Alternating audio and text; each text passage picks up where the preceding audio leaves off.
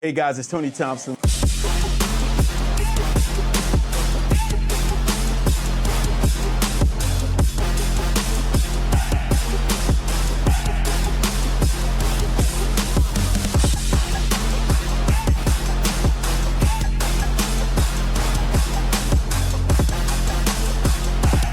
Welcome back to another episode of Chasing Excellence.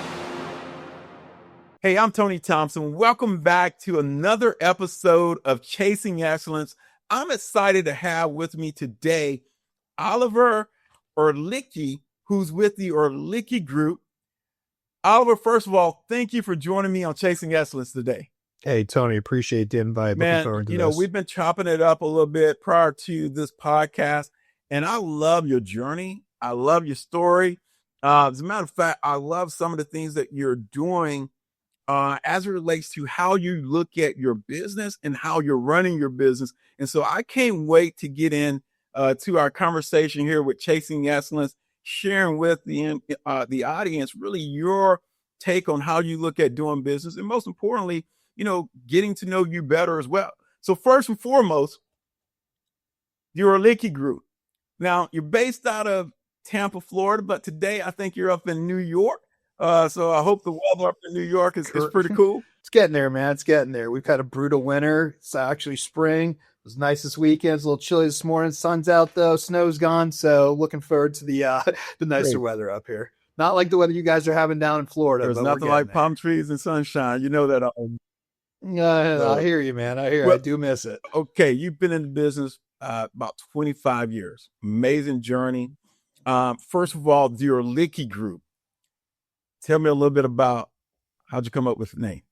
Sure, man. Last name's Orlicki. We got a group of amazing mortgage professionals with probably over 75 years worth of experience. When I was forming my team, I didn't think about anything snazzy besides having my name on the door. And a lot of people knew me from reputation wise. So I figure there's not many Orlickis out there, my man. There's one or two of us probably floating on this earth, and those are family members of mine. So at the end of the day, I just thought it was a unique way to separate myself from my competition. You hear the last name Orlicki, most people botch it 2 or 3 times before they get used to it, but afterwards, and they work with us, they know it by heart, and it's easy to refer out the Orlicki Group.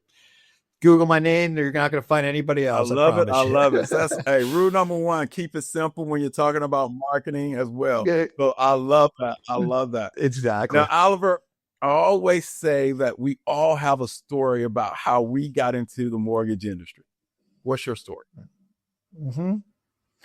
Yeah, man, I graduated school, University of Florida. I was a journalism major. I wanted to be the next Dan Patrick, Stuart Scott. I love sports, and I realized that there's really not much money in broadcast unless you're one of a million. Got into the financial planning world, and 9/11 happened. I was actually sitting in my boss's office, saw the planes fly into the building, and a lot of my buddies started jumping ship and going to the mortgage industry. Interest rates started dropping. They came out and said everybody should go buy a home. They wanted to make America safe again. And that's how I started, man. 2001, got into the mortgage business. This was back in the day. I worked for a broker ever since I've been in the business, and he handed me a phone book, a ruler, and a pencil and said, man, start calling people. This was when rates were 12, 11, 10%. We could refinance them into 8%. And people were like, let's go. And that was my introduction to the mortgage business. So this September or whatever, September will be 25 years. Wow. Look here, man. Congratulations. Kudos to you. One takeaway for those who like to talk about rates and really, being able to sell or do more business. What I remind people at the end of the day is, if you're a great salesperson, it doesn't matter what interest rate environment you're in, because you're always going to have that noise with interest rates. The question is, are you positioning your business where you're the go-to guy or girl because of your brand, who you are, what you do, and you're the best at what you do? That way you eliminate a lot of noise around interest rate, because no matter what environment we're in, every client wants to work with the best. So congratulations and kudos to you and the team. You do about 70 million consistency. So, consistently, we're not talking chump change here for you and your team. And I definitely wanted to recognize that. Oliver, when you look at the current state of the industry, what do you see as the greatest challenge for a broker owner like yourself, or just an originator in our industry? I think the greatest challenge that I see right now is just competing against the big boys, right? Like, I don't have marketing budgets. I don't have, big offices with my names on it. I don't have the data. You and I were talking about data. I don't have 100,000, 200, 500,000 person databases. I think the biggest challenge for brokers, and I think any mortgage professional right now, no matter what level you're in, is how many people that you have access to and how quickly that access becomes, and how not to inundate them with a bunch of garbage that they are so used to getting. And it's differentiating yourself. So I think the biggest challenge that I see is, how do I differentiate myself from my competition? And like you said, being in the business and wanting to work with the best is one of the reasons why we've excelled in this market. You brought up the point of interest rates. Listen, you can blame interest rates, you can blame conflicts overseas, you can blame the housing market, you can blame politics, you can blame weather, you can blame whatever it is. People are always going to need to buy, sell, and refinance houses. It's been true and tried for 40, 50, 60 years now, and it's not going to stop anytime Great. soon. No, I love that school of thought, and I love how your perspective is. It doesn't matter what market it is. It's up to me, chasing excellence. It's up to me to do and become. It's up to me to win. I'm just noticing, hey, whatever is necessary. It's all about winning and doing what it takes. And so love that philosophy. 100%. Speaking of winning, it is a challenge, and it is hard being a top originator in our industry year over year, day over day, week over week, month over month. What do you do to stay motivated and focused? To stay motivated and focused, I have a team that I'm responsible for. I have a certain lifestyle I like to live, but most importantly, buying a house is somebody's biggest typically investment that they'll make in their time. And, I've had clients that have bought their first house with me, and I have those same clients that have come back to me 20 years later. They're retiring. They had kids. The kids have moved out. So to me, it's seeing that sense of satisfaction on a client whether it's their first house, second house, or 10th house. Buying a house now is not easy. And I know that with the tools that my team and I have and the experience that we have, I know that as long as that house appraises and as long as that house inspects, my clients are going to be good to go from an underwriting and credit perspective. Yeah, there's hurdles along the way, but for us, what makes me up in the morning is the fact that I get the opportunity to sell the American dream, which is owning a home. It's wild, and it still continues to be, and it will for well along the times of when I'm out of the business and you and I are no longer here. So I get that opportunity to be able to give somebody their biggest typical financial asset. And that's an asset that over time usually makes generational wealth. Speaking of opportunity, currently in our environment today, what do you see as the biggest opportunity for a broker, an owner, originator such as yourself, Oliver? 100%. I think technology, AI, social media, you're no longer, yes, don't get me wrong, picking up a telephone and meeting people face to face, but you have access to reach thousands, one of many. It's not just you talking one-on-one, it's you getting your information out to a mass group of people and letting those people come to you. I see AI as the future of our business. You and I were talking about how our business has grown. On our side of things, we use it from everything from SEO to our marketing and so forth. And it's paid off amazing dividends. And I think it's just going to get smarter and faster and more intelligent. And if you're able to capitalize on that now, I think the future is, the ceilings.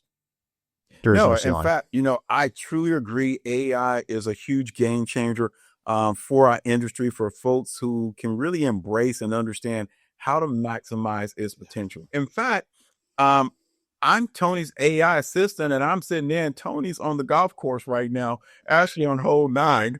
And I'm sitting here right next to you, man. Nice birdie. I appreciate the shot. And I appreciate you letting me use your 9 iron. The funny part is one day, Oliver, you and I will be on the golf course while potentially our AI clones will be doing this podcast. Crazy part is you and I both know that's not too far in the future. So yeah, it's wild. You scroll through your Instagram, you see some of these people and you're like, is that real or not? It's that line has blurred so much. It's pretty wild. But I do think with that being said, there's always going to need a personal touch, a computer and all that stuff. Don't get me wrong, but it's having somebody like you and having somebody like me in their corner when they're buying their single largest investment is definitely something that everybody needs to be able to excel. That's markets. The one thing, one of the things, I love to give people nuggets. So here's another nugget. If you think about and look at your business, that no one can replace you. And if you're really, really good at what you do, it doesn't matter who you are, what industry you're in, but if you're really good at what you do, people are going to always want to be associated and work with you. If you're not that good, then yes, you're going to lose to AI. You're going to lose to competition because you will not be chosen on purpose. And so it's important that, no matter where you are in your business right now, you start thinking more and more that my competition is not just Oliver, but it's going to be AI. And how can I make sure that no matter who it is, in person or from a tech standpoint, that someone is always going to want to work with me because of the value that I bring that they can't get with AI and they can't get with doing business with Oliver. That's the game over checkmate. Yeah, 100%, man. I agree with you 110%. Listen, I've been 25 years in the business, and I see, I told you before I don't have kids. Retiring's not in my view. I see the opportunity for this business, and I don't care what you're selling. You're selling mortgages, you're selling widgets, you're selling software, you're selling whatever it is.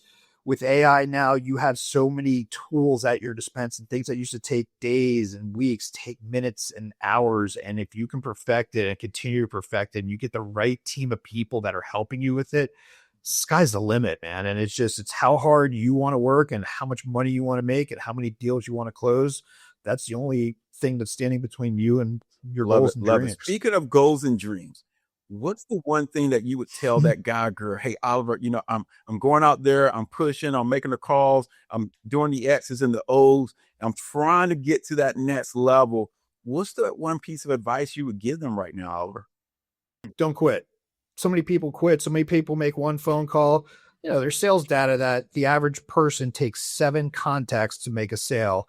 And I think 90% of salespeople call the person once or reach out to them once. And that's lost opportunity. So, you can talk to my team, you talk to my clients. I like calling it being pleasantly persistent. I do something until somebody tells me yes, or they tell me kindly to say no. And at the end of the day, don't quit. It's there's so many things that you can stop doing, but if you just push through and continue to push through, and that's why I think I've had the fortune of being coached and mentored, just like you and I were talking earlier. I do think if you're just stepping into this business or you need that next up, find a team that's got experience, that has somebody that's going to motivate you, join a coaching group, be around like-minded people, because the number one thing that's going to dream you the most is the negative Nancy's out there. And there's a lot of them out there right now, but there's so much opportunity. And if you attach yourself with people that are high producing, it just motivates you to be in that room with people and to continue to bounce ideas. And I can tell you, it's addictive, and it gets to the point of where you just want to continue to excel and excel. Hey, that's why we call this podcast Chasing Excellence, because life is also about winning, doing whatever is necessary, baby. Whatever's necessary, my friend. I appreciate that. First of all, I have enjoyed chopping it up with you, having some great conversations. Before we go, I always like to leave on a note of gratitude and thankfulness. What's one thing you're most grateful for?